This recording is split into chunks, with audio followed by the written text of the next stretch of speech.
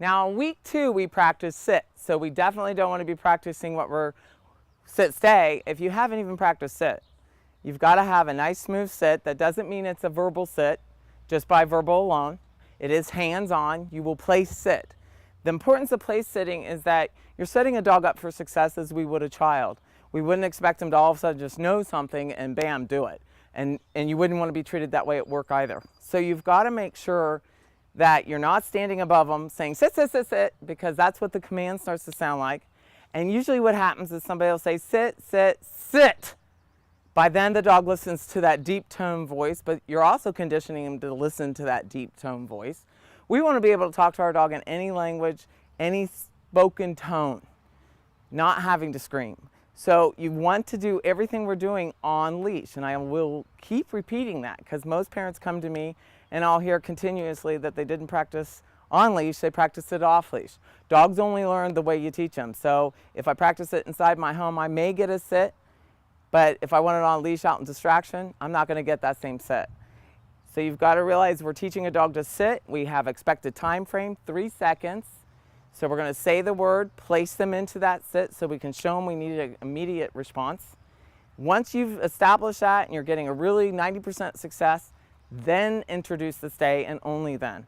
Now remember, the other part to this is if the dog you're treating at home always sits in front of you and that's the only place and you're allowing it to happen during leash walking, this is our formal sit on the left side.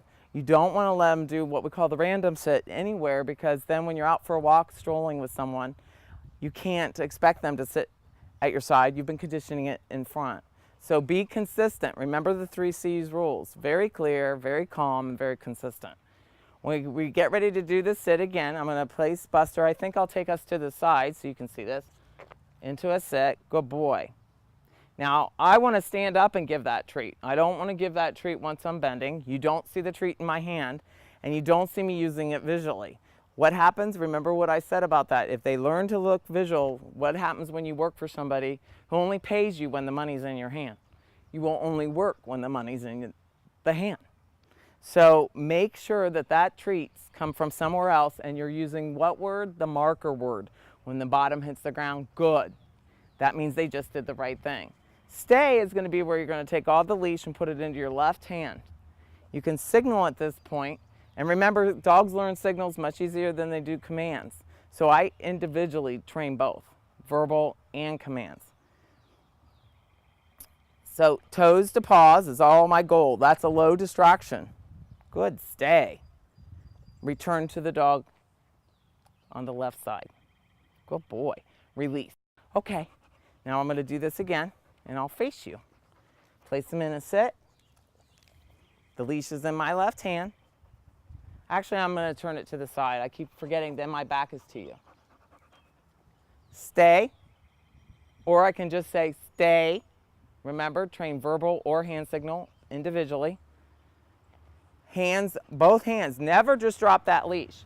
If he gets up and walks away, you're conditioning him that he has an option just to get up and walk away. That's why the leash is there. Good, stay. At this point, it's a stay. It's no longer a sit. Okay.